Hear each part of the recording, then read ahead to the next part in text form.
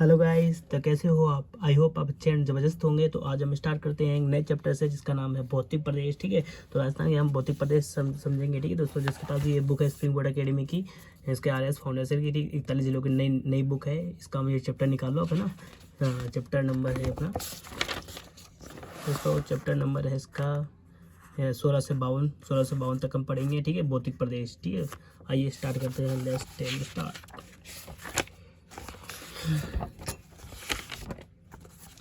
दोस्तों आइए स्टार्ट करते हैं ना।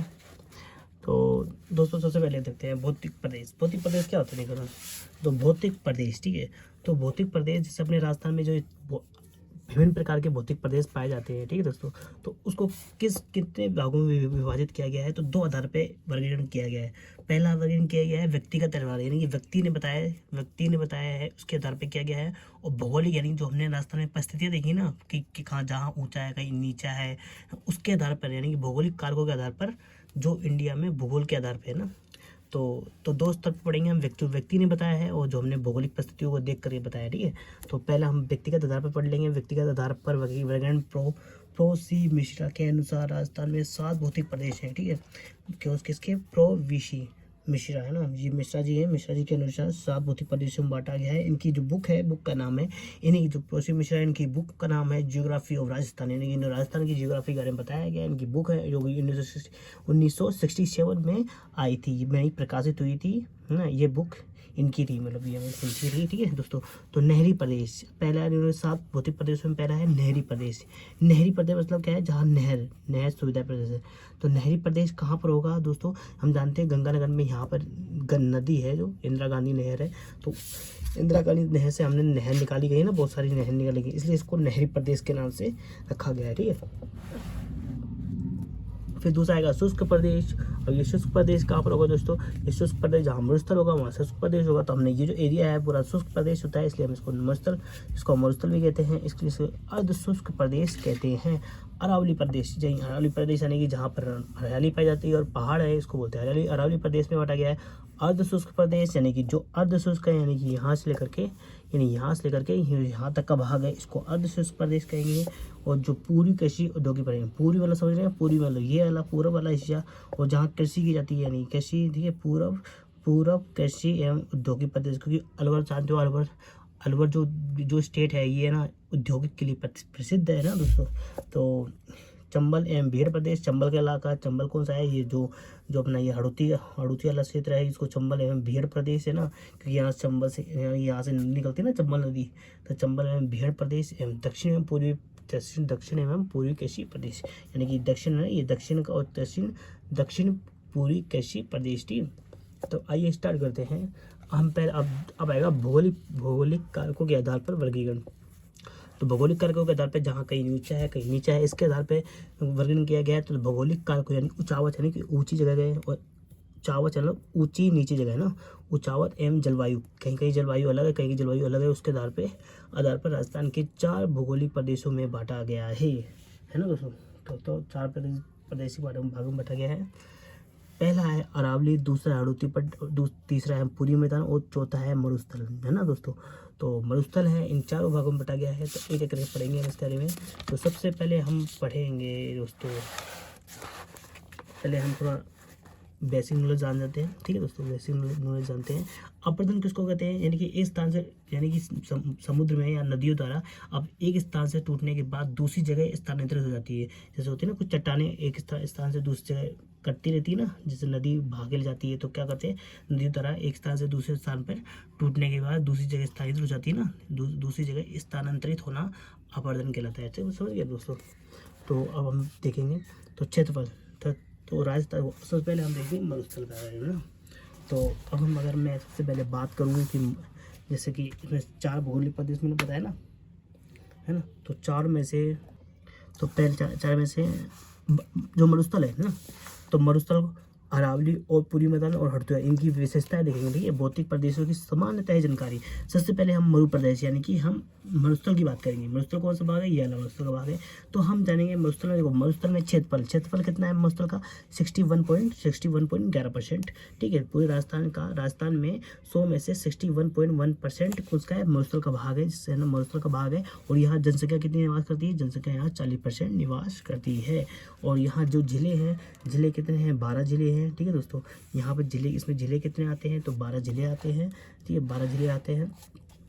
और इसमें मिट्टी, यहाँ मरुस्थल में कौन सी मिट्टी, कैसी मिट्टी पाई जाती है? तो रेतीली मिट्टी या बलुई मिट्टी भी कहते हैं, यहाँ ये मिट्टी पाई जाती है। जलवायु वहाँ की कैसी है? तो जलवायु दोस्तों यहाँ पर शुष्क रहेगी, यानी सूखा रहेगा, और अर्धशुष्क भी जलवायु पाई जाती है। ठीक है, तो अब हम पढ़ेंगे अरावली के बारे में। तो अरावली जो है दोस्तों, अरावली को यानी कि अरावली में जो उसका क्षेत्रफल कितना है? अरावली का 9% है। अरावली का क्षेत्रफल कितना है? 9% है। और जो यहाँ जनसंख्या निवास करती है अरावली में, तो इसका जो जनसंख्या निवास करती है वो 10% है। ठीक है, और हम बात करें पूरी मैदान की, बात करते हैं। ये रहा पूरी मैदान में हम जो जनसंख्या जो यहाँ का क्षेत्रफल है पूरी मैदान का, वो है 23%। और जनसंख्या यहाँ 39% निवास करती है। ठीक है, और जो अपना हड़ौती प्रदेश है, इसका क्षेत्रफल कितना है? 6.9% है। और यहाँ जो जनसंख्या निवास करती है वो 11% जनसंख्या यहाँ निवास करती है। तो यही है। देखो तो अरावली में कितनी है? 9% है। जनसंख्या 10% है। यहाँ इसमें 13 जिले आते हैं। मुख्यतः 7 जिले हैं। मुख्यतः तो 7 जिले ही आते हैं, लेकिन 13 जिले क्या है और भी शामिल है। और इस पर यहाँ पर जो मिट्टी पाई जाएगी, श्योर है, जानते हो अरावली एक पर्वत है, तो यहाँ मिट्टी कैसी पाई जाएगी? मिट्टी यहाँ पर्वतीय मिट्टी पाई जाएगी, है ना। और जो जलवायु है वो कैसी पाई जाएगी? उपाद्र जलवायु पाई जाएगी। यहाँ पर उपाद्र जलवायु पाई जाएगी, है ना। और जो पूरी मैदान है ना, पूरी मैदान में जो क्षेत्रफल है पूरी मैदान का, वो है 23%। जो पूरी मैदान का जो क्षेत्रफल है वो 23% है। यहाँ जनसंख्या 39% निवास करती है। और जिले इसमें कितने आते हैं? तो 10 जिले आते हैं। उसमें जहाँ पर जो मिट्टी पाई जाती है, जलोढ़ मिट्टी या कछाई मिट्टी पाई जाती है, जो बहुत ज़्यादा उपजाऊ होती है। ये जो जलोढ़ मिट्टी कहाँ से आती है? ये जल के द्वारा इकट्ठा करके आती है, आती है। इसको हम बोलते हैं जलोढ़ मिट्टी, है ना। और यहाँ पर जलवायु कैसी पाई जाती है? आर्द्र जलवायु पाई जाती है। ठीक है, और हड़ौती, अब हम बात करेंगे हड़ौती की। तो हड़ौती कैसी है? हड़ौती जो यहाँ पर जो यहाँ हड़ौती है, हड़ौती पे हड़ौती का जो क्षेत्रफल कितना है? 6.89% है। हड़ौती का दूसरा नाम क्या है? माल प्रदेश है। ठीक है दोस्तों, वो दूसरा नाम माल प्रदेश है। और जो इसका जो है, और यहाँ पर जो जनसंख्या है 11% निवास करती है। क्षेत्रफल 6.89% है। और इसमें मुख्यतः 7 जिले आते हैं।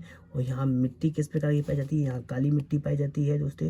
काली मिट्टी बोल दो या कपासी मिट्टी बोल दो या रेगुर भी कहते हैं। इस मिट्टी को, काली मिट्टी को रेगुर भी कहते हैं। और यहाँ पर जो वायु पाई जाती है उसको बोलते हैं अति आर्द्र जलवायु पाई जाती है। अति आर्द्र जलवायु पाई जाती है। आर्द्र समझिए ना दोस्तों, अति आर्द्र जैसे वो होती है ना, वायु में नमी उसी होती है ना, उसको बोलते हैं अति आर्द्र, है ना। अति आर्द्र जलवायु यहाँ पे पाई जाती है। ठीक है, और जो पूरी मैदान का दूसरा नाम मैदानी प्रदेश भी कहते हैं। अरावली का दूसरा नाम मेरू प्रदेश भी कहते हैं। मरुस्थल का जो अन्य नाम है इसको मरु प्रदेश, यानी मरु प्रदेश और मेरू प्रदेश। दोस्तों ये याद रखना, तो आप कंफ्यूज हो सकते हैं, तो इसको खास तौर पे याद रखना है कि जो अरावली प्रदेश है, अरावली प्रदेश को मेरू बोलते हैं। ये मेरी मेरू है, मतलब मेरू प्रदेश याद करना है अरावली को। और मरुस्थल को तो मरु का मरु, तो हम जान जाएंगे मरुस्थल पर को मरु कहते हैं। और अरावली का मेरू आ जाएगा तो समझना अरावली। ठीक है, तो आइए अब आगे बढ़ जाते हैं। तो अब हम बात करेंगे उत्तर पश्चिमी मरुस्थल को। इस उत्तर पश्चिमी मरुस्थल को इसे थार का मरुस्थल भी कहते हैं, यानी कि उत्तर में और पश्चिम में ये भाग है, इस भाग को क्या बोलते हैं? उसको भाग को हम थार का मरुस्थल भी कहते हैं। इसका निर्माण कब हुआ था? इसका निर्माण 33 सागर से हुआ है। इसका निर्माण जो है ना, मरुस्थल का निर्माण 33 सागर से हुआ है। इसको ये किस काल में हुआ था? ये टर्सरी काल में इसका विकास हुआ है। टर्सरी काल बोल सकते हैं आप, प्लीस्टोसीन, है ना, प्लीस्टोसीन काल में इसका निर्माण हुआ है। वर्तमान काल कौन सा चल रहा है? हेलोसीन काल। जो वर्तमान अपना काल चल रहा है इसको बोलते हैं हेलोसीन काल कहेंगे। ठीक है दोस्तों, तो अब हम आगे बढ़ते हैं। हम जानते हैं मरुस्थल का विकास। देखो अपने जो राजस्थान का मरुस्थल है ना, वो है 17,500 किलोमीटर, 1,75,000 किलोमीटर है। ठीक है, क्षेत्रफल की है, लंबाई इसकी कितनी है 640 किलोमीटर है। कितना है देखो, ये जो है ना ये अपना राजस्थान है। राजस्थान की जो ये मरुस्थल है यहाँ से यहाँ तक, इसकी लंबाई कितनी है, यहाँ से यहाँ ये इसकी लंबाई है, यहाँ से लेकर यहाँ तक कितनी है 640 किलोमीटर। और उसकी जो चौड़ाई है दोस्तों, चौड़ाई कितनी है, चौड़ाई इसकी कितनी है 300 किलोमीटर है ना दोस्तों। तो चौड़ाई कितनी है, चौड़ी जो इसकी लंबाई है ना दोस्तों, लंबाई तो कितनी है इसकी, लंबाई इसकी है, लंबाई तो इसकी 640 किलोमीटर है। और जो उसकी चौड़ाई है, चौड़ाई इसकी 300 किलोमीटर है ना, 300 किलोमीटर है। और इसकी जो औसत ऊंचाई है, औसत ऊंचाई 200 से 300 किलोमीटर, 200 से 300 मीटर है, ठीक है। और जो हाई और ये जो ये होता है, ये हरियाणा की बॉर्डर तक है। तो ये मतलब ये जो है ना यहाँ तक, यानी हरियाणा को बॉर्डर तक है, ठीक है दोस्तों।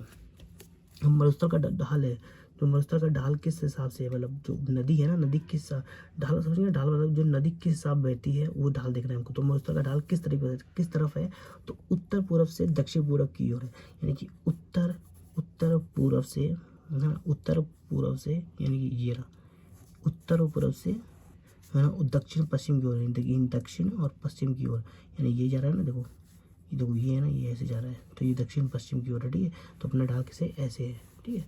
तो ये ढाल अपनी है, ठीक है। तो आई होप आप समझ गए होंगे, है ना। तो आगे बढ़ते हैं। तो ये कौन सी नदी है, इसको बोलते हैं लूनी नदी। लूनी नदी का बहाव है, ये लूनी नदी का है। और ये घग्गर नदी का बहाव है, ठीक है दोस्तों।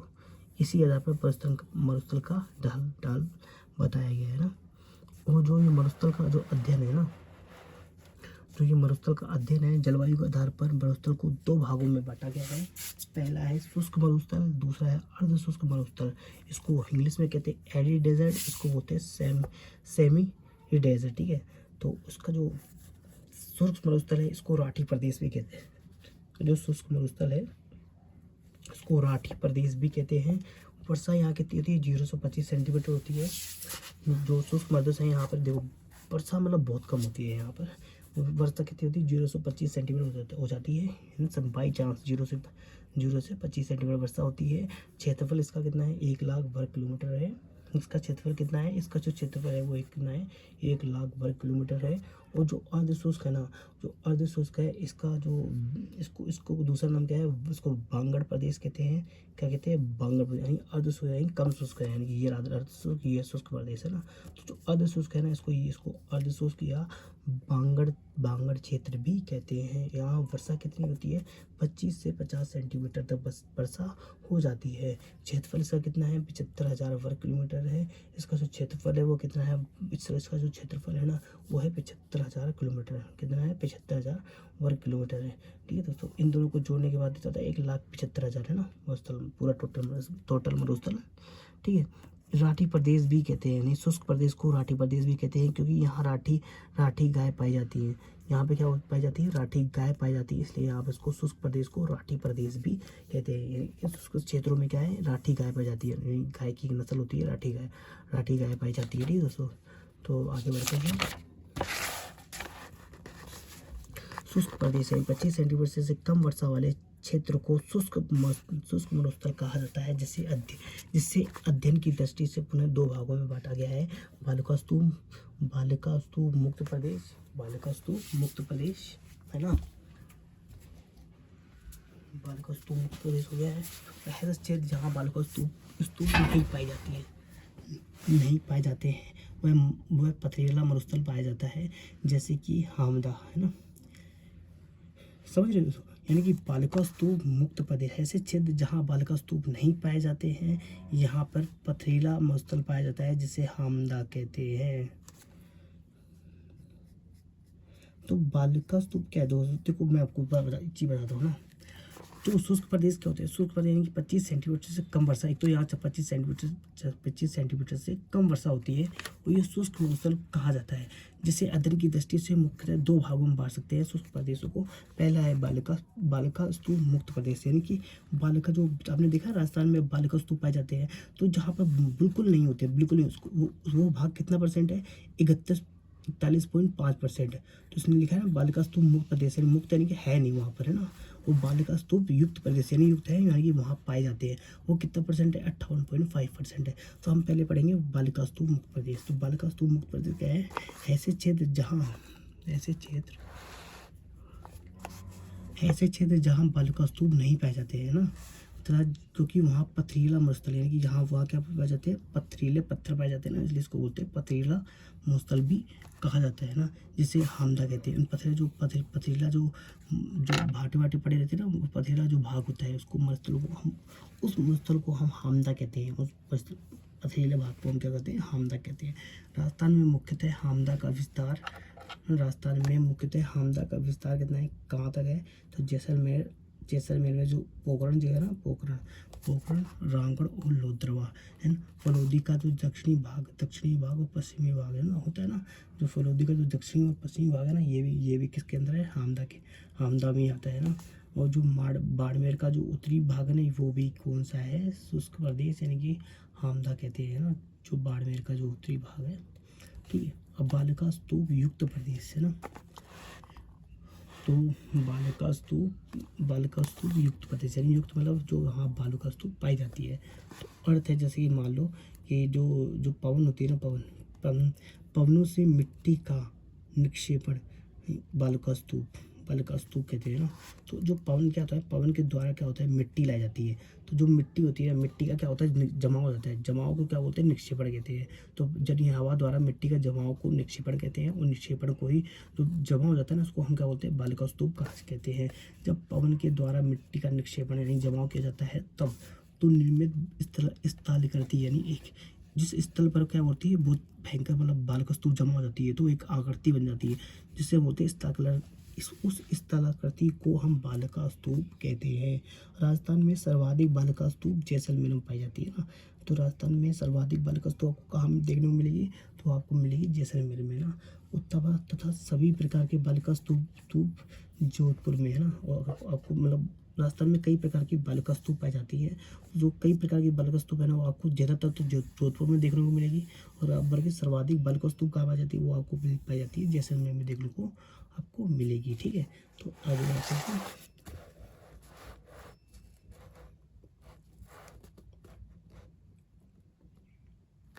तो आएगा बालिका स्तूप के प्रकार। तो अब हम देखेंगे राजस्थान में कौन कौन से बालिका स्तूप पाए जाते हैं। तो पहला है बरखान, दूसरा है अनुपस्थ बालिका स्तूप, फिर तीसरा है अनुदैर्घ्य बालिका स्तूप, चौथा है पैराबोलिक या परवलय बालिका स्तूप है ना, पांचवा है सीफ, छठा है तरुणमा बालिका स्तूप, सातवां है सब्र कपीस बालिका स्तूप, आठवां है नेटवर्क बालिका स्तूप है ना, नौवां है अवरोधी बालिका स्तूप। अब हम पढ़ना स्टार्ट करते हैं बरखान। तो बरखान क्या होता है दोस्तों, तो बरखान हम जानते हैं। देखो बरखान क्या होता है, तो बरखान क्या होता है दोस्तों, तो ये जो बरखान होता है ना, तो जो ये बरखान होता है, तो ये बरखान क्या होता है, ये देखो ये पूरा भाग दिख रहा है ना आपको, ये है ना, ये क्या होता है, ये क्या है, एक अर्धचंद्राकार आकृति के जैसा होता है। ये देखो आधा है ना, आधा, और ये चंद्राकार यानी चंद्रमा भगवान होते हैं ना, उनके जो आधा आकार की आकृति के जैसा दिखाई देता है ये। और हवा क्या करती है, हवा इधर से चलती है और ये ऐसे चंद्राकार आकृति की तरह बालिका स्तूप बनाती है ना। तो हवा यहाँ से चल रही है, इसको ऐसे खींच देती है, मतलब वैसे बना देती है ना, तीर की जैसे, है ना। और जो इसका जो भाग होता है ना, ये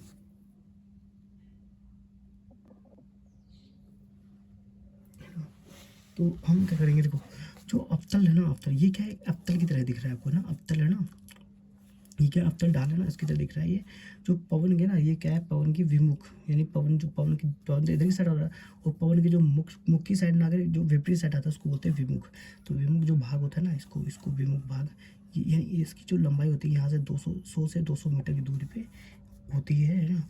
और इसकी जो ऊंचाई होती है ना, 10 से 20 मीटर तक ही हमको देखने को मिलती है ऊंचाई, यानी इतनी ऊपर ऊंचाई होती है ना, इससे इतनी ऊंचाई तक हमको 10 से 20 मीटर तक देखने को मिलती है ना। वो जो पवन की वो जो उत्तल ढाल है, ये जो उत्तल ढाल है, इसको बोलते हैं उत्तल ढाल, यानी पवन के सम्मुख यानी मुख के सामने, इसको बोलते हैं ठीक उत्तल ढाल। अब जब पवन के द्वारा मिट्टी का निक्षेपण नहीं जमाव किया जाता है, तो निक्षेपण से यह अर्धचंद्राकार आकृति में यह बनता है, अर्धचंद्राकार आकृति में यह बन जाता है। तो निर्मित स्थलाकृति को हम बरखान कहते हैं, है ना।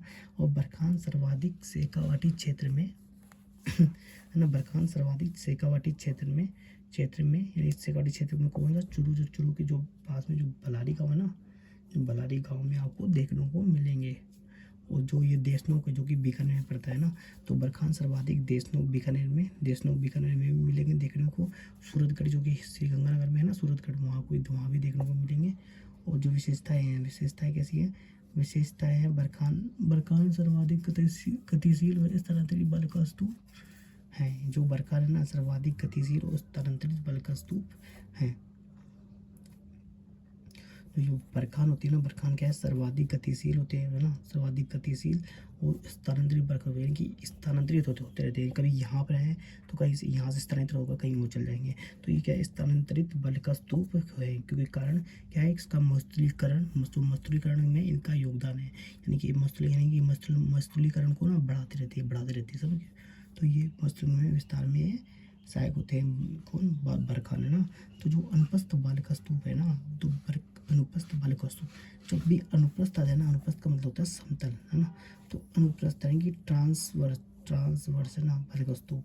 अनुप्रस्थ यानी कि होता है कि समतल, यहाँ समतल में जो होता है ना समकोण, जो अनुप्रस्थ है ना, अनुप्रस्थ को आप समकोण मान लो ना, अनुप्रस्थ को आपको समकोण मानना है ना। तो जब ये हवा इधर से आती है ना, इधर से आती है, तो क्या बहुत सारी मिट्टी का ही जमा हो रहा है, ये जो क्या है, रेत का क्या जमा हो रहा है। परंतु ये समकोण में क्या होता है, समकोण में क्या है, ये जैसे ये पेड़, ये ना, ये समकोण में क्या है, यहाँ वनस्पति लगी है, पेड़ पौधे लगे हैं, तो ये क्या करते हैं, ये ना रोक लेते हैं, ऐसे करके रोक लेते हैं, वनस्पति को, मतलब जो होती है ना रेत होती है ना, रेतों को रोक लेंगे, आगे जाने नहीं देंगे, यानी कि इधर की साइड नहीं जाने देंगे, है ना। तो इधर की साइड ना जाने से क्या होता है, ये जो यहाँ पर मतलब इकट्ठा होती है, रेत हो जाती है। तो इन रेतों को हम अनुप्रस्थ बालिका स्तूप कहते हैं, अनुप्रस्थ बालिका स्तूप कहते हैं, है ना। तो आगे बढ़ते हैं।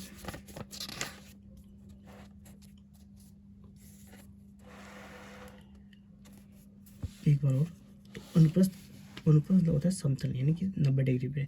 तो ये क्या होता है, यहाँ पे पेड़ पौधे लगे हुए हैं ना, तो पेड़ पौधे ऐसे लग जाते हैं, ऐसे, है ना।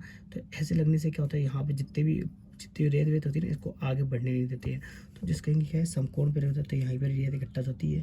तो इन रेतों के इकट्ठा के होने के कारण क्या होता है, ये अनुप्रस्थ बालिका स्तूप का निर्माण होता है, ठीक है।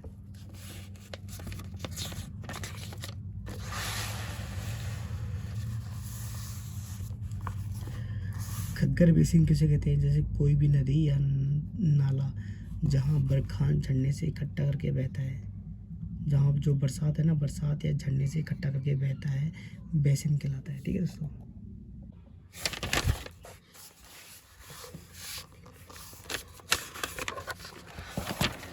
अनुप्रस्थ बालिका स्तूप हो गया। तो इसका हम जो पवन द्वारा मिट्टी का निक्षेपण सर्व समकोण पर होता है, तो ना, तो जब पवन द्वारा तो मिट्टी का जो निक्षेपण है ना, मिट्टी का जो जमा होता है, वो समकोण पर हो जाता है। समकोण पर जैसे ये पेड़ पौधे इनको रोक लेते हैं, तो ये ऐसे टिक जाते हैं ना। तो ऐसे टिक जाते हैं, तो उसका निर्मित जो स्थला आकृति होती है ना, उसको हम अनुप्रस्थ बालिका स्तूप कहलाती है। अनुप्रस्थ मतलब जान सकते हैं, अनुप्रस्थ का मतलब समझ लो सिंपल भाषा में लंब, ठीक है। सर्वाधिक कहाँ पाए जाते हैं, ये पुंगल यानी कि जो बीकानेर में पाए जाते हैं। और सूरतगढ़ श्री गंगानगर में आपको देखने को मिलेंगे। रावतसर में देखने को मिलेंगे, रावतसर में मिल जाएंगे देखने को, अनुबारक और शेखावाटी क्षेत्र में ना। और विशेषता क्या होती है, सर्वाधिक स्थिर बालिका स्तूप होते हैं। ये सर्वाधिक स्थिर बालिका स्तूप, स्थिर भी ज़्यादा, स्थिर मतलब होते हैं इनको आगे बढ़ने नहीं देते ना पेड़ पौधे, इसलिए सर्वाधिक क्या स्थिर बालिका स्तूप कहते हैं। और ये अनुदैर्घ्य जो बालिका स्तूप है ना, अनुदैर्घ्य यानी क्या होता है, इसका मतलब समझ लो समांतर, ठीक है। तो अनुदैर्घ्य या रेखीय बालिका स्तूप, जिसमें क्या होता है, जैसे ये हवा इधर आ रही है ना, तो ये रेत क्या ऐसे सॉफ्ट तरीके से ऐसे, है ना, सोइल ऐसे जमा हो जाती है ना, ये ऐसे जमा हो जाते हैं ना, इनको बोलते हैं अनुदैर्घ्य या समांतर के। जब मिट्टी का निक्षेपण पवन की दिशा, मतलब पवन की दिशा में ही यानी समांतर में होता है, निक्षेपण जमाव पवन की, मतलब हवा की, पवन जो हवा है ना, पवन की दिशा में समांतर होता है, तो नियमित जो स्थलाकृति होती है उसको बोलते हैं अनुदैर्घ्य रेखीय बालिका स्तूप कहते हैं। सर्वाधिक कहाँ पाए जाते हैं, जैसलमेर में। सर्वाधिक कहाँ पाई जाती है? जैसलमेर में पाए जाते हैं। जोधपुर और इसके बाद जोधपुर और बाड़मेर को देखने को मिलेंगे। यह बालिका स्तूप लूनी, जवाई और घंकर बेसिन के पास भी पाई जाती है ना। सर से कहाँ पाई जाती है? अब पाएगा पैराबोलिक या प्रबल्य बालिका स्तूप। पैराबोलिक क्या होते हैं? जैसे हमने पढ़ा हुआ मैथ में प्रबल्याकार है ना, तो प्रबल्याकार जानते हो ऐसे होता है ना, प्रबल्य है ना, प्रबल्य मतलब ऐसे होता है ना प्रबल्य। तो हम जानते हैं, तो पवन जो होते हैं ना, पवन जो बरखान होते हैं, बरखान को थोड़ा सा और अंदर की साइड धकेल दो, तो ये आकृति होती है ना, ये मतलब ये क्या है, ये इसको थोड़ा सा ये कम मुड़ा होता है ना, कम मुड़ा होता है, इस कारण क्या है ये, और ये पवन यहाँ से मोटा होता है ज़्यादा और यहाँ से ज़्यादा कम मुड़ा होता है, तो इसको क्या बोलते हैं? बरखान। मतलब इसको ना, जो ये बरखान है, तो बरखान से क्या होता है, इसको मतलब ये थोड़ा ऐसे हो जाता है, ठीक है, तो इसको बोलते हैं पैराबोलिक। यानी बरखान से थोड़ा सा बरखान के बिल्कुल विपरीत होता है ना दोस्तों, तो ये इसको बोलते हैं पैराबोलिक है ना। अब पैराबोलिक बालिका स्तूप बरखान के विपरीत होता है, और हेयर पिन, जैसे हेयर पिन होता है ना, हेयर पिन लड़कियों की जो हेयर पिन होती है बालों वाली, वो ऐसे मुड़ी रहती है ना, ऐसे मुड़ी रहती है, तो उसकी तरह दिखता है ये, उसकी तरह ये बनते हैं ना।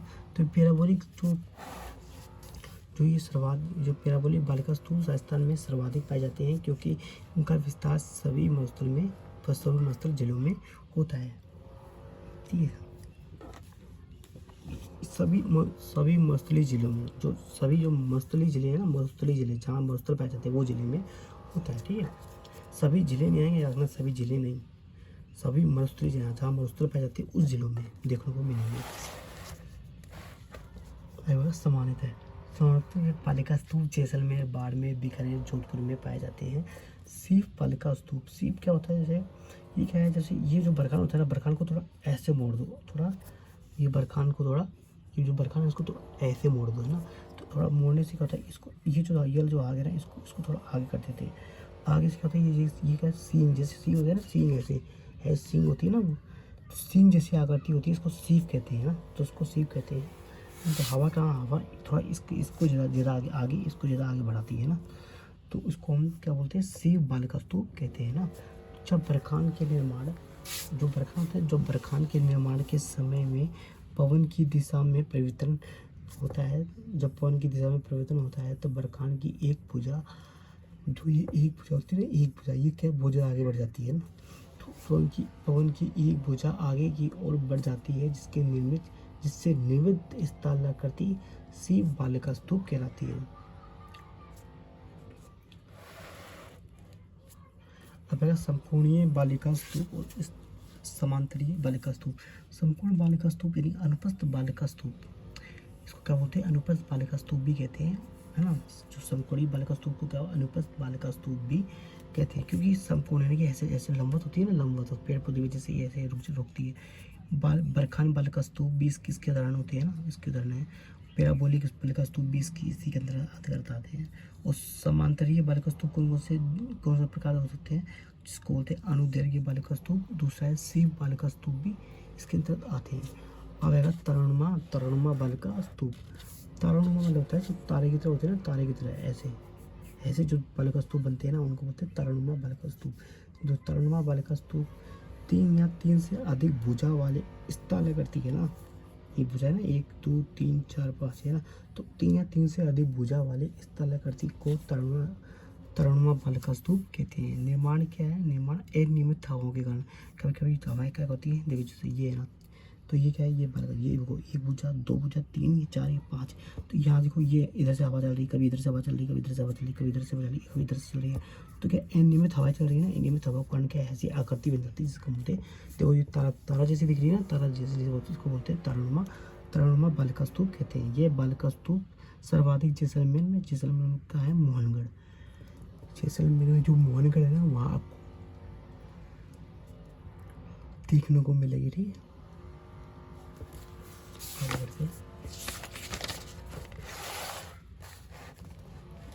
अब सीप कपीस, इंग्लिश में सर्व कपीस भी कहते हैं ना। तो ये जो झाड़ियाँ होती है ना, झाड़ियों के पास में जो ये क्या है, कुछ बालिका स्तूप क्या जमा हो जाता है, इसको बोल के बालिका स्तूप कहते हैं ना। बालिका स्तूप कहते हैं। मरुस्थल में झाड़ियों के पास निर्मित छोटे बालिका स्तूप को सब्र कपीस बालिका स्तूप कहते हैं। ये बालिका स्तूप सर्वाधिक जैसलमेर में, बीकानेर में, बाड़मेर में पाए जाते हैं। सर्वाधिक कहाँ पर? जैसलमेर में, बीकानेर में, बाड़मेर में और जोधपुर में पाए जाते हैं। इन बालिका स्तूपों को ने बखा भी कहते हैं। ने बखा भी कहते हैं ना, कहा जाता है। अब आएगा नेटवर्क बालिका स्तूप। नेटवर्क मतलब नेटवर्क नहीं जो होते हैं, बहुत सारे नेटवर्क होते हैं ना, उस प्रकार की जो बालिका स्तूप पाए जाते हैं, यानी एक दूसरे से जुड़े हुए बालिका स्तूपों को नेटवर्क बालिका स्तूप कहते हैं। ये सर्वाधिक जैसलमेर, बीकानेर और जोधपुर में पाए जाते हैं। अब आएगा अवरोधी बालिका स्तूप, यानी अरावली की पहाड़ियों के अवरोध के कारण, जो अरावली की पहाड़ियाँ ऐसे रोक लेती हैं, तो अरावली की पहाड़ियों के अवरोध के कारण क्या होता है, निर्मित जो बालिका स्तूप होती है ना, उसको अवरोधी बालिका स्तूप कहलाते हैं। सर्वाधिक पुष्कर अजमेर में देखने को मिलेंगे अपन को। तो अर्धमरुस्थल या उसको बोलते हैं बांगड़ क्षेत्र भी कहते हैं। बांगड़ क्षेत्र ना, इसे उनका बोलते हैं बांगड़ क्षेत्र भी कहते हैं। देखो, जो शुष्क मरुस्थल है, शुष्क मरुस्थल में की वर्षा कितनी होती है? 25 सेंटीमीटर से 50 सेंटीमीटर के बीच में, और अरावली क्षेत्र में 50 सेंटीमीटर के मध्य स्थित भूभाग को हम अर्धशुष्क मरुस्थल कहते हैं। अर्धशुष्क मरुस्थल कहते हैं। तो बांगड़ क्षेत्र, बांगड़ प्रदेश, या इसको हम बांगड़ प्रदेश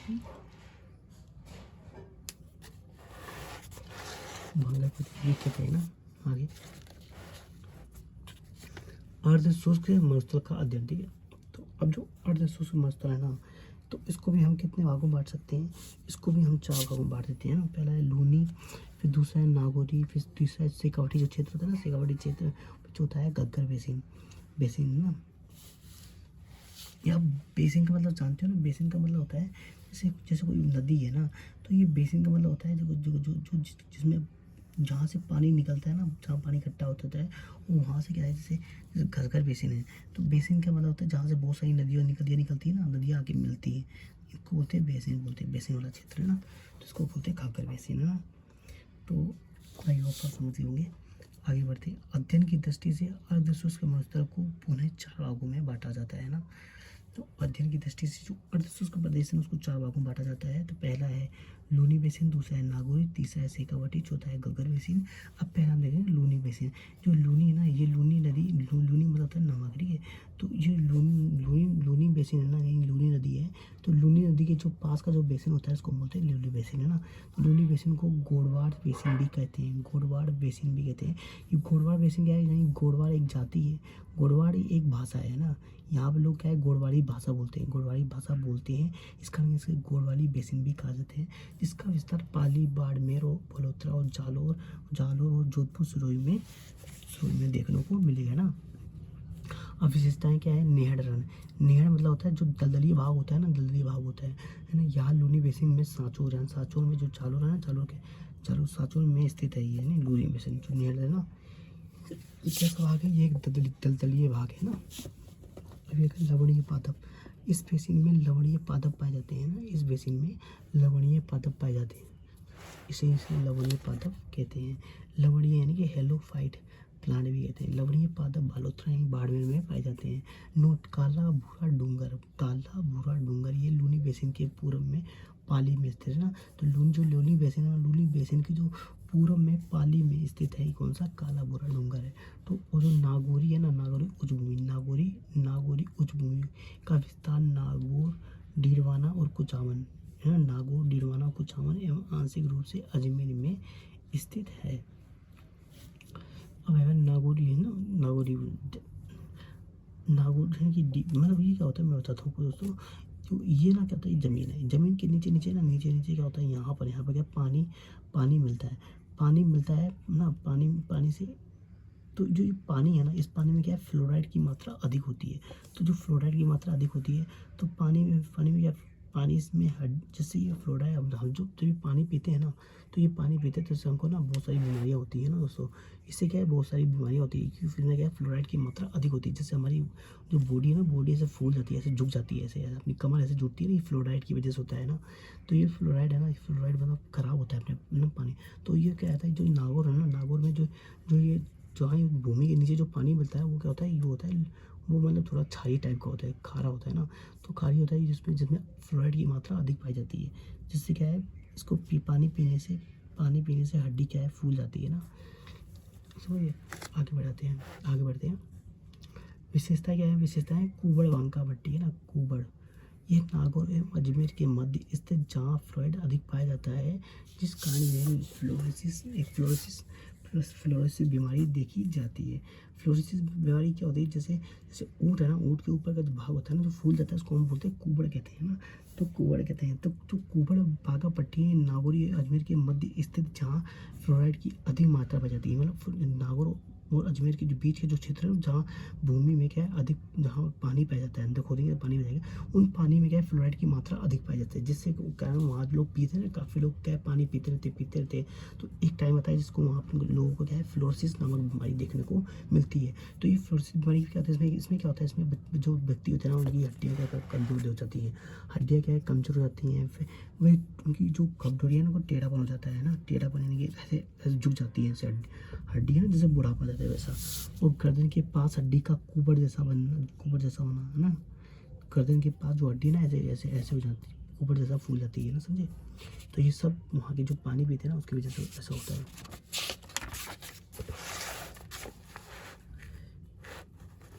लवणीय या खारे पानी की झीलें। अब ये जो लवणीय है खारे पानी की झीलें उस क्षेत्र में अधिक पाई जाती हैं, सर्वाधिक डीडवाना और कुचावन में है ना। जो लवणीय या खारे पानी की जो झीलें है ना इस क्षेत्र में अधिक पाई जाती हैं, किसमें, डीडवाना और कुचावन में है ना। शेखावाटी यानी कि तो जल विभाजन, अरावली को राजस्थान की जल विभाजक रेखा कहा जाता है क्योंकि यह राजस्थान की अपवात नद को दो भागों में बांटती है। पहला है जो नदियाँ अरब सागर में गिरती हैं, जो नदियाँ बंगाल की खाड़ी में जाकर मिलती है। अरब सागर अफवातंत्र जो कि इधर है, और जो बंगाल की खाड़ी का अफवातंत्र जो कि इधर से निकलती है, इधर जाके है ना। और बोराट का पठार, मतलब जो बोराट का पठार है ना, ये जल विभाजक का काम करता है राजस्थान के अंदर है ना। अब आएगा झीलें। झील क्या होता है, देखो झीलों की नगरी किसको कहते हैं, उदयपुर को कहते हैं। राजस्थान की अधिकांश झीलें मीठे पानी की अरावली क्षेत्र उदयपुर में पाई जाती हैं। सबसे ज़्यादा अरावली उदयपुर में फैली हुई है ना। सबसे ज़्यादा जो झीलें हैं ना वो अरावली में फैली हुई हैं। पर्यटन क्या है, देखो पर्यटन, अरावली पर्यटन को आकर्षित करती है क्योंकि प्रसिद्ध धार्मिक स्थल अजमेर पुष्कर है तथा hill station Mount Abu Aravalli में स्थित है। क्योंकि जो हिल स्टेशन है ना वो क्या है, वो हिल स्टेशन आपको मिलेगा। हिल स्टेशन आपको देखो, धार्मिक स्थल तो आपको अजमेर और पुष्कर में, अजमेर में ना पुष्कर में जगह मिलेगा। और जो हिल स्टेशन है वो आपको माउंट आबू सिरोही में है ना, सिरोही में माउंट आबू के पास में मिलेगा आपको, ठीक है। अब सभ्यता, अरावली को प्राचीन सभ्यता यानी कि अरावली की जो प्राचीन सभ्यता है वो कौन सी, आड़ सभ्यता, जो कि कहाँ है, उदयपुर में गिलकुंड जो कि राजसमंद के अंदर है। और जो बेराट है ना, जो बेराट कहाँ है, बेराट है जयपुर के अंदर है। बेराट जयपुर में है, आड़ उदयपुर में है। गिलकुंड कहाँ है, गिलकुंड है राजसमंद के अंदर, ठीक है दोस्तों। तो आइए आगे बढ़ते हैं। वो गणेश्वर कहाँ है, गणेश्वर है सीकर में। गणेश्वर कहाँ है, सीकर में। एवं नवीन नगरी सभ्यताओं को, तो अरावली को प्राचीन सभ्यता एवं आहाड़, गुलकुंड, बेराट और गणेश्वर एवं नवीन नगरीय सभ्यता जैसे जयपुर अजमेर और की जन्मस्थली कहा जाता है, ठीक है। अब आएगा योजना प्रदेश। अब योजना प्रदेश क्या है दोस्तों, योजना प्रदेश क्या है, योजना प्रदेश अरावली पर्वतमाला को राजस्थान का योजना प्रदेश कहा जाता है। क्यों कहा जाता है दोस्तों, क्योंकि जितनी भी योजना निकलती है ना सरकार की, वो किसके, ज़्यादा योजना अरावली से संबंधित निकालते हैं। जैसे सभ्यता का संरक्षण कहाँ होगा, अरावली में होगा। जैसे पर्यटन का विकास, जब अब अरावली का हरी भरी होगी तो लोग पर्यटन घूमने आएंगे, तो पर्यटन का विकास है ना, इससे संबंधित। अब आएगा अरावली प्रदेशों की अन्य महत्वपूर्ण बिंदु, जैसे कि पीडमांट। अब पीडमांट क्या होता है दोस्तों, तो ये जो पर्वत है ना, ये पर्वत है, और पर्वत का जो ये वाला हिस्सा है को पठार कहते हैं। और ये पर्वत है ना, ये पठार है और ये मैदान है, ठीक है दोस्तों। अब पीडमांट कैसे होता है, जैसे ये जो पहाड़ होता है ना, तो पीडमांट है ना, पीडमांट ये इटालियन शब्द है, इटालियन शब्द है जिसमें पीड का मतलब होता है फुट, यानी कि जो पर्वत का जो पेड़ होता है ना उसको फुट कहते हैं। जो पर्वत का जो पेड़ नीचे उसको बोलते हैं फुट या पदी है ना। और माउंट का मतलब होता है माउंटेन, पर्वत, यानी पर्वत के जो पेड़ के नीचे जो हिस्सा होता है ना, यानी पर्वत के जो ये जो हिस्सा होता है ना, ये इसको बोलते हैं पेड़ माउंट है ना। तो ये वाला हिस्सा और ये वाला हिस्सा जो होता है ना, तो ये पर्वत के क्षेत्र जो ये इसको बोलते हैं पीडमांड कहते हैं ना। तो पर्वत पदीय क्षेत्रों को जो पर्वतीय पदीय क्षेत्र है, पदीय पे वाले क्षेत्रों को पीडमांड कहा जाता है। जैसे कि देवगढ़ राजस्थान में जो देवगढ़ ना उसको है ना, देवगढ़। और अरावली की सर्वोच्च चोटी अब हम पढ़ेंगे, अरावली की सर्वोच्च चोटियाँ कौन कौन सी है अवरोही क्रम में, यानी कि छोटे से बढ़ते क्रम में ना, मतलब बढ़ते से छोटे क्रम में ना। जैसे गुरु शिखर है, अब गुरु शिखर है जो जानते हो राजस्थान की सबसे लंबी चोटी, सबसे बड़ी चोटी कौन सी है, गुरु शिखर है। सबसे बड़ी चोटी कौन सी है, गुरु शिखर है, जिसकी लंबाई कितनी है 17, जिसकी ऊंचाई कितनी है 1722 मीटर है। तो ये कहाँ पर है, ये इस सूर्य में बढ़ता है ना। अब दो ये ट्रिक है, ये आप ट्रिक याद कर सकते हो। गुरु से दिल से जरा सा आस, कुंभा धोनी रघुनाथ, ऋषि का जन सज्जन मोर खो में साता बोली रोज है ना, बोली इसमें क्या साइलेंट है। तो मतलब ये ट्रिक है जो हमने सियाग सर ने ट्रिक बनाई थी है कि गुरु से दिल से जरा सा आस है, कुंभा धोनी और रघुनाथ, ऋषि का संजन और ऋषि का सज्जन मोर, जो ऋषि का सज्जन मोर है ना, वो खो में सात बोली रोज है ना। तो ये एक ट्रिक है। तो शेर से क्या होगा, शेर से शेर क्या है, शेर सिरोही में स्थित है, जिसकी ऊंचाई कितनी है 1597 मीटर है ना, जो कि सिरोही में है। अब दिल से यानी कि देलवाड़ा कहाँ है, देलवाड़ा की ऊंचाई कितनी है 1442 मीटर है, जो कि सिरोही के अंदर है ना। झरगा, अब झरगा तो है उदयपुर में है, देलवाड़ा तो सिरोही में है। अब जो झरगा है ना, झरगा पहाड़ी का है, ये है उदयपुर में, जिसकी लंबाई कितनी है 1431 मीटर है, कितनी 1431 मीटर है उदयपुर में। और अचलगढ़ ये 1380 मीटर है, जो कि कहाँ है सिरोही में है, जो कि कहाँ है सिरोही में है ना अचलगढ़। अब आएगा कुंभलगढ़। अब कुंभलगढ़ जो है ना दोस्तों है ना, तो ये जो कुंभलगढ़ है ये 1224 मीटर है, जो कि राजसमंद में है ना। कुंभलगढ़ 1224 मीटर है, जो कि राजसमंद में है जी। कुंभलगढ़ का है राजसमंद में है, जिसकी पहाड़ी जो कुंभलगढ़ जो पहाड़ी है कितनी ऊंचाई है, जो 1224 मीटर। और जो धोनिया पहाड़ी है ना, जो धोनिया पहाड़ी की जो ऊंचाई है वो कितनी है 1183 मीटर है, जो कि कहाँ है राजसमंद में है, ना। जो रघुनाथ की पहाड़ी की ऊंचाई कितनी है, ये जो रघुनाथ जो चोटी है ना, रघुनाथ चोटी है, जो कि कहाँ पर है सीकर के अंदर है, जिसकी ऊंचाई कितनी है 1055 मीटर है, कितनी है 1055 मीटर है ना। और ऋषिकेश चोटी ये कौन सी, ये कहाँ पर है, ये है सिरोही के अंदर है, जिसकी ऊंचाई कितनी है 1017 है ना, 1017 मीटर है। और कमलनाथ की चोटी है, वो कहाँ में देखने को मिलेगी, ये मिलेगी उदयपुर में। और इसकी ऊंचाई कितनी है 1001 मीटर किसकी, कमलनाथ की ऊंचाई है ना। तो और उसका है सज्जनगढ़ की जो ऊंचाई है ना, वो कितनी है 938 मीटर है ना, जो कि कहाँ है उदयपुर में है ना। तो सज्जनगढ़ की जो चोटी है उसकी वो कितनी है 938 मीटर, जो कि कहाँ है उदयपुर में है ना। अब आएगा मोर मजी जो कि टोडगढ़ है, जो कि मध्य अरावली की है ना, मोर मजी जो टोडगढ़ है, मध्य अरावली की टोडगढ़ है ना। या तो होडगढ़, दोनों एक ही है ना, मोर मजी या टोडगढ़ ये दोनों क्या एक ही है, मोरजी बोल दो या टोडगढ़ बोल दो, एक ही बात है। तो जिसकी ऊंचाई कितनी है 934 मीटर है, जो कि ब्यावर में है। तो क्या है मोरजी का है, ये ब्यावर में है। मोरजी का है, ये ब्यावर में है। और ये खो है, खो की लंबाई कितनी है 920 मीटर है ना। तो ये कितनी है 920 मीटर है, जो कि कहाँ है जयपुर के अंदर है। तो जो खो की चोटी है ना, कहाँ देखने को मिलेगी आपको, जयपुर के अंदर मिलेगी, जिसकी ऊंचाई कितनी है 920 मीटर है। ठीक है दोस्तों, अब आगे आते हैं।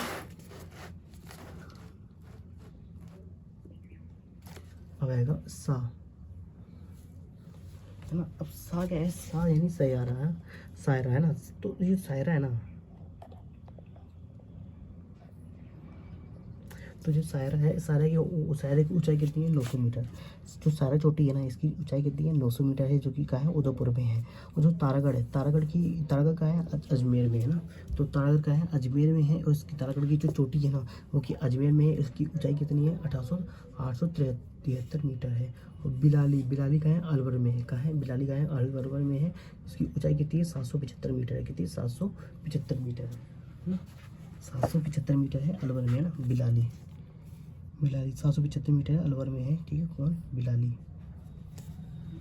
बिलाली है ना, बिलाली। अब आएगा रोजा भाकर। अब जो रोजा भाकर है इसकी ऊंचाई कितनी है, 730 मीटर है, जो कि जालोर में है ना। जो रोज है ना, रोजा भाकर जो कि 730 मीटर है, कहाँ है, जालोर है।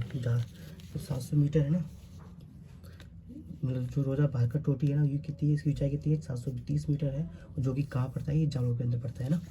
अब आएगा नोट पे है कि जो कर्नल जेम्स टोड ने ना गुरु शिखर को संतों का शिखर कहा है।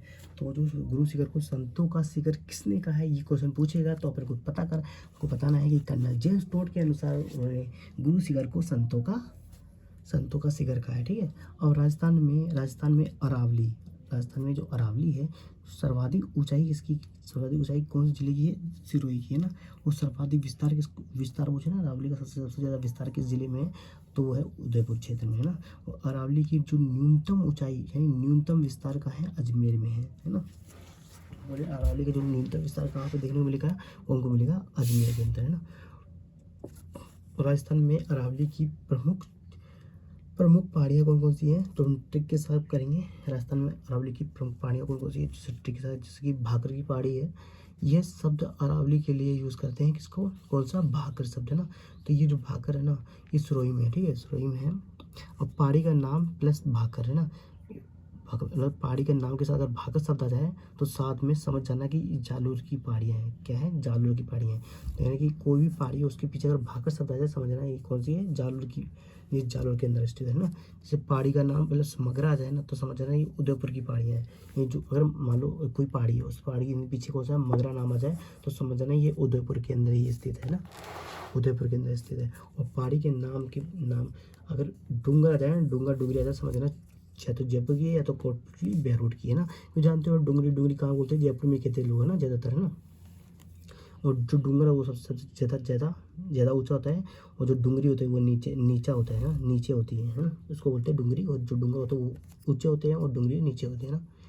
जो नीचे पहाड़ी होती है ना, जो छोटी पहाड़ी होती है उनको, जैसे कि पहाड़ी से मोती डूंगरी, जैसे जानते हैं जयपुर के अंदर है ना मोती डूंगरी। तो ये डूंगरी क्या है, समझ रहे हो दोस्तों, ये छोटी है पर ये, हाँ, लेकिन ये क्या है, जैसे डूंगरी लगी, समझ रहा है कि जयपुर में है ना। अब जैसे ही सोनार दुर्ग है ना, सोनार दुर्ग, जो ये सोनार दुर्ग कहाँ पर है, ये है अपना कहाँ पर है, ये जैसलमेर के अंदर।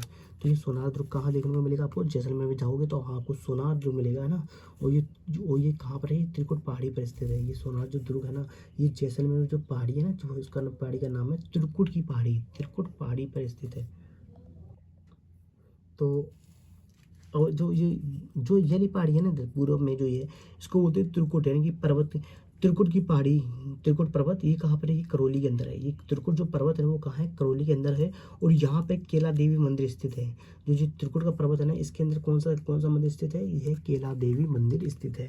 और ये जो मतलब जो सोनार दुर्ग ये त्रिकुट पहाड़ी और त्रिकुट जो पर्वत है, इन दोनों के बीच में कौन सा है, इन दोनों के बीच में है मेहरानगढ़ की पहाड़ी, जो कि मेहरानगढ़ दुर्ग है, जो चिड़ियाकुट पहाड़ी है ना, सॉरी चिड़ियाटूक पहाड़ी है ना, इसमें कौन सा है, मेहरानगढ़ दुर्ग स्थित है ना।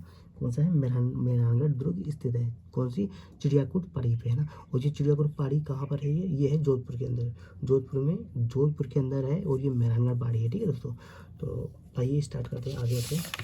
ये आता है। अब जैसे आगे त्रिकुट पहाड़ी, ये क्या है, सोनार दुर्ग में। अब जैसे ले जाए त्रिकुट पहाड़ी, ये क्या है, सोनार दुर्ग में स्थित है, जो कि जैसलमेर में है ना। तो जैसलमेर में है त्रिकुट की पहाड़ी, सोनार दुर्ग है ना। अब आएगा त्रिकुट पर्वत केला देवी मंदिर है ना। जो त्रिकुट पर्वत है दोस्तों, ये करौली के अंदर है। करौली में जाओगे आप ना तो त्रिकुट पर्वत मिलेगा। वहाँ पे जो केला देवी मंदिर है ना, जो केला देवी मंदिर स्थित है, कौन सा, त्रिकुट पहाड़ी पे है ना, त्रिकुट पर्वत पे, सॉरी, केला देवी मंदिर स्थित है। और जो त्रिकुट पहाड़ी है ना, जो पहाड़ी उस पर सोनार दुर्ग स्थित है ना, सोनार दुर्ग स्थित है, जो कि कहाँ है, जैसलमेर में है। और जो चिड़ियाटूक है ना, ये मेहरानगढ़, जो कि जोधपुर में है। जो चिड़ियाटूक पहाड़ी है ना, जो चिड़ियाटूक पहाड़ी है, ये कहाँ पे है, ये चिड़ियापुर पहाड़ी, ये मेहरानगढ़ दुर्ग स्थित है, जो कि जोधपुर में है। और 56 पहाड़ियाँ या गोलाकार पहाड़ियाँ कहाँ है? सिवाना, जो कि बालोतरा में है। तो 56 की पहाड़ियाँ या गोलाकार पहाड़ियाँ कहाँ है? सिवाना, जो कि ये कहाँ है?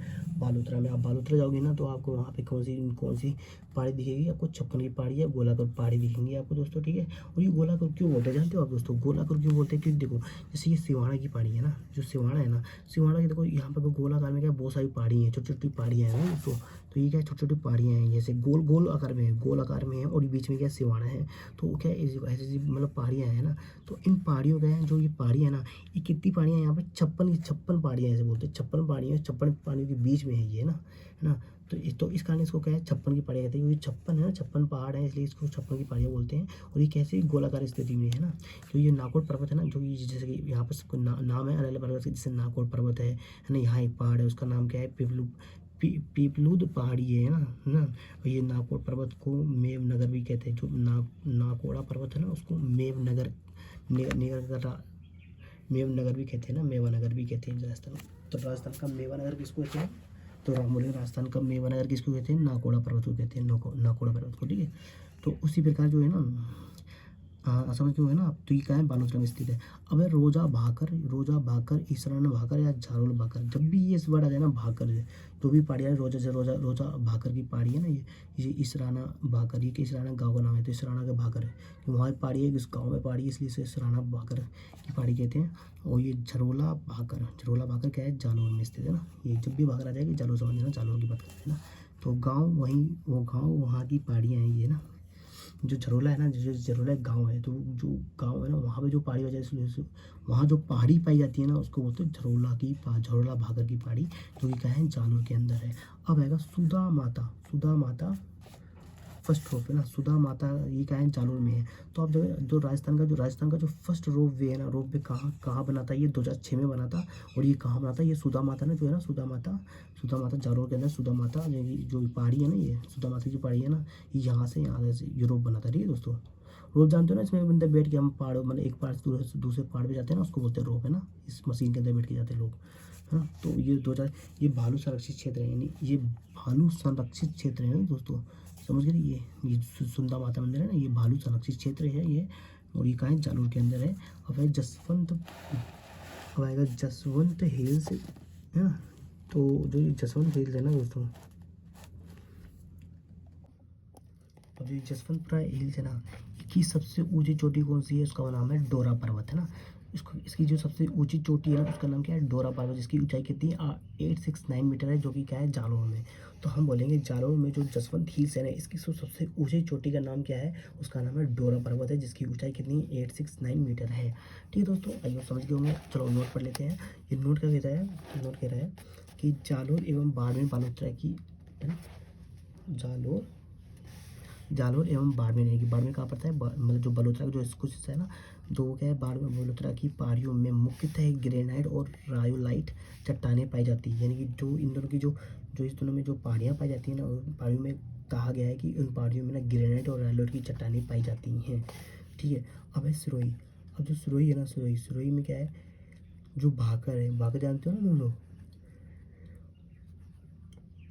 जो सिरोही है, सिरोही में दक्षिण अरावली में चोटी तीर ढाल एवं उत्खाद का मतलब होता है उबड़ खाबड़, है ना। तो दक्षिण अरावली में चोटी तीर ढाल और उबड़ खाबड़ है ना, बेड बैंड है ना, पहाड़ियों को भागर कहा जाता है ना दोस्तों। तो भागर किसको कहते हैं? जो दक्षिण अरावली है ना, दक्षिण अरावली समझिए ना, जो कि दक्षिण में स्थित है, राजस्थान के दक्षिण में, जो सिरोही में पड़ता है। सिरोही में दक्षिण अरावली में छोटी एवं तीर ढाल, ढाल कैसा होता है? एकदम तीर होता है, ऐसे ऐसे तीर ढाल होता है ना, ऐसे ऐसे होते हैं, जैसे कोई गिरने लग जाए, ऐसा होता है। तीर ढाल और तीर ढाल, छोटी पहाड़ियाँ होती है, तीर ढाल होती है, और ऊबड़ खाबड़ होती है, पहाड़ियों को भाकर कहा जाता है वहाँ पर, शिखर में, सिरोही में ना। अब आएगा ना दोस्तों, और जैसे आप जानते हो, आपने देखा होगा, वो अपनी जयपुर की जो मोती डूंगरी है ना, जो कि ये क्या है, एक मंदिर है ना। और ये मंदिर में क्या है, जैसे कि मंदिर है ना, ये मंदिर क्या है, यहाँ से रास्ता है ना, यहाँ से जाने का, शिव जी के पास में, है ना, यहाँ से मंदिर रास्ता है ना। तो ये क्या है, ये यहाँ पे एक तीर ढाले ना, यहाँ से तीर ढाले में जैसे गिर जाएंगे, थोड़ा छोटा रास्ता होता है यहाँ से जाने के लिए मंदिर में, तो वही बताया ना। तो उत्खाद एवं तीर ढाला है ना। और जो बेल का जो मगरा है ना, जो बेल का मगरा कहाँ पर स्थित है? ये है सिरोही के अंदर। बेल का मगरा कहाँ स्थित है? ये सिरोही के अंदर है ना। तो ये बेल का मगरा सिरोही में स्थित है। इसमें वोलस्टोनाइट यानी खनिजों का भंडारण पाया जाता है ना।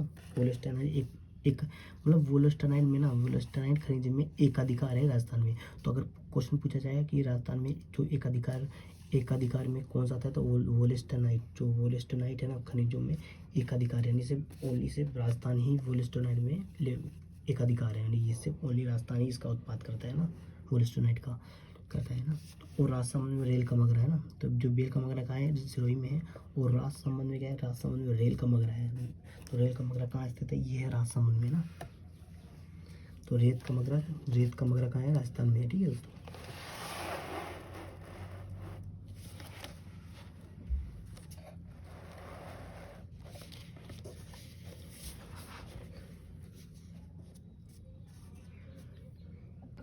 तो दोस्तों हम जानते हैं कि देखो ये जो आपने उदयपुर गए हो तो आपने उदयपुर में जो पिछोला झील देखी होगी ना दोस्तों। तो आपने जो पिछोला झील देखी होगी तो आप पिछोला झील के पास इधर ही साइड देखोगे ना, तो आपको कौन सी ये पहाड़ी दिखेंगी, इसको बोलते हैं माछला मगरी है ना, माछला मगरी कहते हैं। और ये जो माछला मगरी है ना, ये पिछोला के पीछे है ना, जो ये माछला मगरी जो माछला मगरी के ऊपर कौन सी माता का मंदिर है, ये मनसापूर्ण करणी माता का मंदिर है। मैं दोस्तों यहाँ पे गया हुई हूँ उसके ऊपर है। यहाँ पे रोप भी है, बहुत बहुत बढ़िया रोप है ना। यहाँ लोग यहाँ पर चढ़ते हैं, फिर यहाँ से जाते हैं ना, रोप से जाते हैं नीचे ना। तो ये जो मसला मगरी है ना, इसमें जो मनसापुर करणी माता का मंदिर है वो अच्छा है। आप जाओगे ना, आप दृश्य देखने के लिए, यहाँ से पूरा पूरा उदयपुर दिखता है यहाँ से ना। तो मनसापुर जो मसला है ना, मनसापुर की करणी माता का मंदिर है, जो कि रोप में है ना। ये तो मतलब यहाँ से आते हैं। और फिर आप पिछला झील से ही जो जुड़ा हुआ है ना, ये है इसको बोलते हैं स्वरूप सागर है, जिसका पानी कहा जाता है फतेह सागर में, है ना। अब ये जो फतेह सागर की जो चारों ओर जो बाउंड्री है ना, इस बाउंड्री को बोलते हैं मोती मगरी है ना, मोती मगरी कहते हैं। और इसके जो पास में जो पहाड़ी है ना, इसको पहाड़ी बोलते हैं महाराणा प्रताप की पहाड़ी कहते हैं ना दोस्तों। माता महाराणा प्रताप की पहाड़ी कहते हैं, महाराणा प्रताप की पहाड़ी कहते हैं। ठीक है, अब आइए पढ़ते हैं। जो उदयपुर है ना, उदयपुर में जो हिरण है ना, जो उदयपुर में हिरण मगरी है ना, हिरण मगरी और माछला मगरा, वो जो माछला मगरा है ना दोस्तों, माछला मगरा में जो राजस्थान की जो सेकंड रोप है ना, 2008 में स्थापित हुई थी। सेकंड जो रोप है ना, वो 2008 में स्थापित हुई थी। और इसका नाम क्या है, जो ये कहाँ पर है, माछला मगरा पहाड़ी है ना, माछला मगरा पहाड़ी, उस पर है ना सेकंड रोप। ये पिछला झील और दूध तलाई के निकट स्थित है।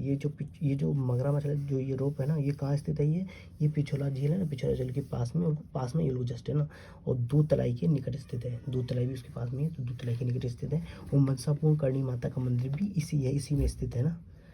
मैं यहाँ जा चुका हूँ मैंने लिख दिया था ऐसे ही, तो ये मैं देखना आप है ना। तो अब आएगा मोती मगरी है ना, मोती मगरी। तो ये जो मोती मगरी है ना, मोती मगरी जो पहाड़ी है, तो ये जो फतेह सागर झील के निकट स्थित है। जो मोती मगरी है ना, जो मोती मगरी है फतेह सागर के निकट स्थित है, यहाँ पे है ना मोती मगरी है ना। तो ये जो है ना पहाड़ी, जो मोती मगरी स्थित है ना। तो फतेह सागर झील के निकट स्थित है ये ना। जरगा पहाड़ी भी आपको यहीं पास में देखने को मिलेगी ना। रागा पहाड़ी भी कहाँ है, उदयपुर में ही है ना। तो रागा पहाड़ी जरगा पहाड़ी है ना, ये देखो अब मैं बताता हूँ आपको ये कहाँ है। वो ये जो पहाड़ी है ना, ये जरगा की जो पहाड़ी है ना, जरगा की पहाड़ी है, और जो रागा की पहाड़ी है, ये क्या है, अटैच है ना। तो जो ये जरगा की पहाड़ी है ना दोस्तों, ये जो पहाड़ी है, फिर यहाँ से थोड़ा आगे जाओगे तो ये क्या हरा भरा चीज़ आ जाएगा ना। इस सारे वाले स्थान में ये हरियाली वाले जो भाग है ना, ये जो पूरा ये यहाँ से लेकर यहाँ तक जो हरियाली वाला जो भाग है ना, हरियाली वाला, इसको बोलते हैं देश हरो मतलब हरियाली देश है ना। तो देश हरो है ना, इस जो जरगा पहाड़ी है इसकी ना बहुत अधिक ऊंचाई है, यानी कि बहुत अधिक ऊंचाई पर स्थित है ना। मतलब बहुत लंबी पहाड़ी है, अधिक ऊंचाई है ना। फिर यहाँ से जगह हरियाली आ जाएगी। हरियाली के आगे कौन सा पर्वत है, ये है रागा। तो ये कौन सा है, रागा पहाड़ी है ना, कौन सी है, रागा। और ये कम हाई है ना, इसकी जो हाइट है ना, इसकी हाइट कम है, इसकी हाइट ज़्यादा है ना दोस्तों। तो आइए आगे बढ़ते हैं। अब उदयपुर में जरगा एवं रागा पहाड़ियों के बीच स्थित हरियाली वाला क्षेत्र को देशहरो कहलाता है ना। तो उदयपुर में देशहरो कहते हैं। उदयपुर में जरगा एवं रागा पहाड़ी के बीच में स्थित हरियाली वाले क्षेत्र को देशहरो कहलाता है। अब आएगा गोगुंदा हिल्स। तो जो गोगुंदा हिल्स है ये कहाँ पर है, ये है उदयपुर में। तो जो गोगुंदा हिल्स है वो आयर और बेड़च नदियों के उद्गम स्थल माना जाता है। जो गोगुंदा हिल्स है ना, यहाँ से कौन सी नदियों का उद्गम होता है, एक तो आयर नदी या बेड़च नदी है ना, या आयर कह दो या बेड़च नदियों का जो उद्गम है ना, वो कौन सा है, गोगुंदा हिल्स है, जो कि इसी पहाड़ी से निकलती है नदियों का ना। तो पीछामेड़ा हिल्स, ये सोम नदी का उद्गम कहाँ से होता है, ये है पीछामेड़ा हिल्स। तो पीछामेड़ा हिल्स है ना, जो बीछामेड़ा हिल्स जो कि सोन नदी का उद्गम है ना, ये जो सोन नदी का जो सोन नदी कहाँ से निकलती है, तो ये बीछामेड़ा हिल्स से निकलती है ना। अब आएगा लीलागढ़ है ना, लीलागढ़। अब आएगा उसका राजसमंद। जो राजसमंद में कौन सी पहाड़ियाँ हैं, देखो मैं बताता हूँ। जो जो ये है ना बिजराल की पहाड़ी है ना, बिजराल की पहाड़ी कहाँ है, राजसमंद में है। और ये क्या है, यहाँ से कौन सी नदी निकलती है, यहाँ से खारा नदी है ना, खारी नदी है ना, यहाँ से निकलती है बिजराल की पहाड़ियों से। अब आएगा दिवेद की पहाड़ी। दिवेद की जो पहाड़ी है ना वो कहाँ है, कोठारी नदी है ना। यहाँ से दिवेद की जो पहाड़ी है, यहाँ से कौन सी नदी निकलती है, इस नदी का नाम है कोठारी नदी है ना। इस नदी का नाम क्या है, कोठारी नदी है ना। और खमनोर हिल्स यानी कि बनवास नदी का उद्गम है ना। तो जो खमनोर का हिल्स है ना, ये बनास नदी का उद्गम कहाँ से होता है, तो बनास नदी का उद्गम यहाँ से होता है ना। कौन सी नदी से, खमनोर हिल्स है ना। खमनोर की जो पहाड़ी से कौन सी नदी का, बनास नदी का उद्गम होता है। कौन सी होता है, बनास नदी का उद्गम होता है। बनास नदी का उद्गम होता है ना, कौन सी, खमनोर की हिल्स से।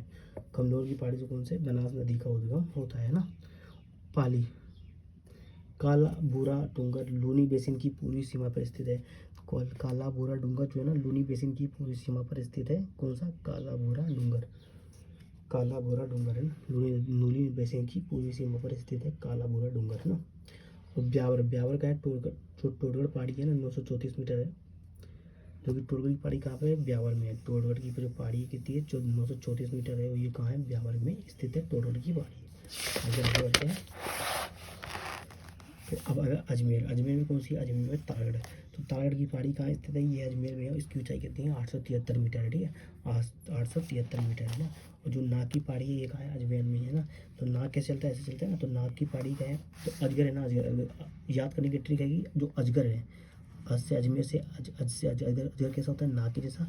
तो अजमेर की पहाड़ी का नाम है नाग की पहाड़ी, जिसका ऊंचाई कितनी है, 795 मीटर है। और ये कैसी है, सर्पीलाकार है। जो इसकी पहाड़ी है, जिसकी पहाड़ी कैसी है, सर्पीलाकार है, तभी इसका नाम रखा गया है नाग की पहाड़ी। तो सर्पीलाकार होने के कारण इसका नाम रखा गया है। और लूनी नदी का उद्गम कहाँ से होता है, नाग की पहाड़ी से होता है। तो हम क्वेश्चन में आएगा कि लूनी नदी का जो उद्गम है कहाँ से होता है, तो हम बोलेंगे लूनी नदी का उद्गम, जो लूनी नदी का उद्गम कहाँ से होता है, तो नाग की पहाड़ी से होता है ना। अब आएगा जयपुर। और जो मोती डूंगरी है ना, मोती डूंगरी कहाँ है, गणेश मंदिर के मतलब जब जयपुर में आओगे ना, जयपुर के पास में जो गणेश मंदिर है, जहाँ जाते हैं ना लोग अपनी नैनीताल लेते थे, यहाँ जाके इसकी मतलब वो करवाते हैं ना, पूजा करवाते हैं अपनी कारवारों की है ना। तो ये जो मोती डूंगरी है ना, गणेश मंदिर पे स्थित है। और ये जगतपुरा की ओर चलते हैं ना, जब हम जगतपुरा की ओर चलते हैं ना, तो ये मोती डूंगरी आता है ना, गणेश मंदिर होते हैं। और जो ये झालाना डूंगरी है ना, झलाना जो कि आमागढ़ लेपर्ड, मतलब जो आमागढ़ है ना, लेपर्ड यानी जो लेपर्ड कंजर्वेशन के लिए जाना जाता है, लेपर्ड कंजर्वेशन रिजर्व के लिए जाना जाता है, जो कि कहाँ स्थित है, ये जयपुर में है, ठीक है। कौन सा, झालाना डूंगरी, झालाना आमागढ़ है ना। जब झालाना डूंगरी कहाँ है, तो ये झालाना डूंगरी जानते हैं, डूंगरी जहाँ आ जाए, डूंगरी जहाँ पे आ जाए ना, वो उसका मतलब है जयपुर। तो ये जो झलाना है ना, झलाना किस लिए प्रसिद्ध है, क्योंकि जो झलाना जो आमागढ़ जो स्थान है, वहाँ पे क्या है, लेपर्ड कंजर्वेशन रिजर्व स्थित है। तो लेपर्ड है ना, लेपर्ड जानते हो, वो जानवर आता है, लेपर्ड कंजर्वेशन रिजर्व की जैसे ये प्रसिद्ध है झालाना डूंगरी है, जो कि जयपुर में है। ईगल हिल्स, ईगल मतलब समझ रहे हो, ईगल हिल्स चील यानी कि चील की पहाड़ी कहाँ है, ये जयगढ़ का किला जो है ना, अपने राजस्थान में जो जयपुर में जयगढ़ का किला है ना, ये स्थित है। कौन सा, ईगल हिल्स। ईगल हिल्स की जो पहाड़ी है ना, ये चील की पहाड़ी कहते हैं। ये जयगढ़ किला है ना, उसके पास में स्थित है, जयपुर में है। जयपुर की जो पहाड़ी है ना, जो जयपुर की पहाड़ी चील की पहाड़ी कहा जाता है। तो जयगढ़ की जो पहाड़ी है ना, उसको चील की पहाड़ी कहा जाता है। ये चील का टीला या चील का टीला भी कहा जाता है ना दोस्तों, या चील का टीला भी कहा जाता है। अब आएगा बाबई या चुलगिरी हिल्स। जो ये बाबई या चुलगिरी जो हिल्स है ना। अब आएगा बरबड़ा हिल्स। उसका बरबड़ा हिल्स ये भी जयपुर में ही है। और जो सेवर हिल्स है, ये सावी नदी का उद्गम कहते हैं। जो सावी नदी है ना, उसका उद्गम कहाँ से होता है, सेवर हिल्स का है। ये सेवर हिल्स कहाँ पर है, ये जयपुर में है, ठीक है दोस्तों। ये रहा सेवर हिल्स, ये जैसे राजस्थान है ना, ये जयपुर है। जयपुर में जो सेवर हिल्स है ना, यहाँ से कौन सी, सावी नदी का उद्गम होता है, जो कि इधर जाती है ना, इधर जाती है ना, सावी नदी का उद्गम होता है। और जो ये नाग, ये कौन सी है, ये है नाग की पहाड़ी है ना, नाग की पहाड़ी का उद्गम भी जानते हो ना, यहाँ से नाग। तो आइए आगे बढ़ते हैं। तो सेवर हिल्स है, सावी नदी का उद्गम हो गया। अब आएगा मनोहरपुर हिल्स। ये मनोहरपुर हिल्स है ना, इस पर यहाँ से कौन सी नदी का उद्गम होता है, यहाँ से मैथा नदी या मेड़ा नदी है ना। तो ये मैथा नदी है, मेड़ा नदी का उद्गम कहाँ से होता है, ये मनोहरपुर हिल्स जो मनोहरपुर झील है जो कि जयपुर में है, यहाँ से मैथा नदी का उद्गम होता है ना। और जो कोटापतली है ना, अब जो कोटपतली भैरव ये जो जिला है, ये जो जिला है कोटपतली भैरव, यहाँ से कौन कौन सी जो पहाड़ियाँ हैं यहाँ पर, तो यहाँ महादेव जी जो महादेव जी है ना, महादेव जी की जो डूंगरी है ना यहाँ पर स्थित है, कोटपतली में स्थित है ना। और ये गणेश डूंगरी, भीम डूंगरी, गणेश भीम डूंगरी और बीचक की पहाड़ियाँ है ना, ये चारों क्या है बेराट सभ्यता, जो अपन जानते हैं राजस्थान की जो पुरानी जो सभ्यता है ना, बेराट सभ्यता है ना, विराटनगर जो पहले इसको जानते थे विराटनगर, जो कि विराटनगर से संबंधित है, तो ये विराट सभ्यता को ही, तो यहाँ जो पहाड़ियाँ स्थित है ना इसका नाम है महादेव डूंगरी, गणेश डूंगरी, भीम डूंगरी और बीजक की पहाड़ियाँ। और जो बेराट हिल्स है ये बाण गंगा का उद्गम स्थल, जो बाण गंगा है ना इसका उद्गम स्थल कौन सा है, उद्गम है कोटपतली बैरोड है ना, कोटपतली बैरोड है ना। तो बेराट हिल्स का जो बाण गंगा है उसका उद्गम है ना, जो बाण गंगा जानते हो ना, जब जयपुर के अंदर वो कोटपतली बैरोड में ना बाण गंगा, यहाँ का पानी जाता है ना, बाण गंगा का पानी भी आता है ना। तो विराटगढ़ हिल्स है ना, जो बाण गंगा का उद्गम का है कोटपतली बैरोड के अंदर है ना। अब जो ये सवाई माधोपुर है ना, सवाई माधोपुर, यहाँ पे कौन सा है, तो सवाई माधोपुर में ये चौथ का जो बरवड़ा है ना, यहाँ ये क्यों प्रसिद्ध है, ये जो पहाड़ी है क्यों प्रसिद्ध है, क्योंकि जो चौथ माता का मंदिर स्थित है यहाँ पे, कौन सा है, चौथ माता का मंदिर कहाँ है, सवाई माधोपुर में चौथ का जो बरवड़ा है ना, वहाँ पे चौथ माता का मंदिर स्थित है। और सीसा जस्ता के भंडारण की फेमस है। और जो चौथ का जो बरवड़ा है क्यों प्रसिद्ध है, क्योंकि यहाँ सीसा जस्ता के भंडारण फेमस है, यहाँ के जो सीसा जस्ता के भंडारण है, यहाँ भंडारण मिले हैं सीसा जस्ता के, इस कारण ये चौथ का जो बरवड़ा है ना ये फेमस है, ठीक है, समझ गए ना। अब 1973 के टाइगर रिजर्व भी यहाँ, टाइगर रिजर्व भी रहा है ना, जानते हो ना सवाई रणथंभौर क्यों प्रसिद्ध जानते हो, टाइगर के लिए प्रसिद्ध है ना। तो झुंझुनू जानते हो, झुंझुनू में कौन सी पहाड़ी है, ये बबाई हिल्स, तो ये बबाई हिल्स ना ये झुंझुनू में है, कौन सी, बबाई हिल्स का है झुंझुनू में। अपन शिखर की बात करेंगे ना, शिखर मतलब दोस्तों शिखर का है मालखेत की पहाड़ी कहाँ है, शिखर के अंदर है। जो ये माल है ना, मालखेत की पहाड़ी कहाँ है, शिखर के अंदर है। और जो खंडेला हिल्स है ना ये कातली नदी का उद्गम है, तो ये खंडेला जो हिल्स है ना ये कातली नदी का उद्गम माना जाता है। तो हम बोलेंगे कातली नदी का उद्गम कहाँ से होता है, तो हम बोलेंगे शिखर के अंदर जो ये खंडेला जो हिल्स है ना, शिखर के अंदर जो खंडेला हिल्स है वहाँ से कातली नदी का उद्गम होता है।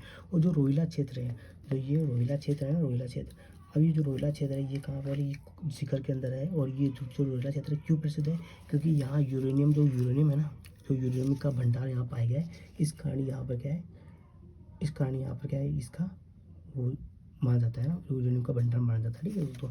तो रोहिला क्षेत्र क्यों प्रसिद्ध है, क्योंकि यहाँ यूरेनियम का जो भंडार है ना, यूरेनियम का भंडारण पाए गए हैं, यूरेनियम जानते हो, यूरेनियम, हाँ, जो यूरेनियम का जो भंडार है ना ये रोहिला क्षेत्र में मिला है ना ये। अब है काजल हिल्स, अब जो ये काजल हिल्स है ना ये जीण माता मंदिर 6th रोप वे, तो ये जो काजल हिल्स है ये जीण माता मंदिर 6th रोप वे है यहाँ पे ना। तो शिखर के अंदर जो काजला हिल्स है यहाँ पर क्या है, जीण माता यानी 6th जो रोप वे है ना ये यहीं पर स्थापित है, कहाँ है, काजला हिल्स है ना। जो काजल हिल्स है ना, जीण माता का मंदिर यहीं स्थित है, काजल हिल्स में है। और यहाँ पे ना 6th नंबर की कैंप है, रोप वे है ना, रोप वे यहाँ लगाई गई है ना राजस्थान में। तो हर्ष पर्वत यानी हर्षनाथ मंदिर, जो ये हर्ष पर्वत है ना, यहाँ क्या है, हर्षनाथ मंदिर। तो जो ये हर्षनाथ जो मंदिर है ना इन्हीं के नाम पे हर्ष पर्वत रखा गया है, जो अलवर है। अब अलवर में कौन सी पहाड़ी है, तो अलवर में हर्षनाथ पहाड़ी है ना। अलवर में कौन सी, हर्षनाथ पहाड़ी भी है। और उदयपुर पहाड़ी, जो कि उदयपुर पहाड़ी कहाँ पर, रूपरेल नदी का उद्गम, उदयनाथ की पहाड़ियाँ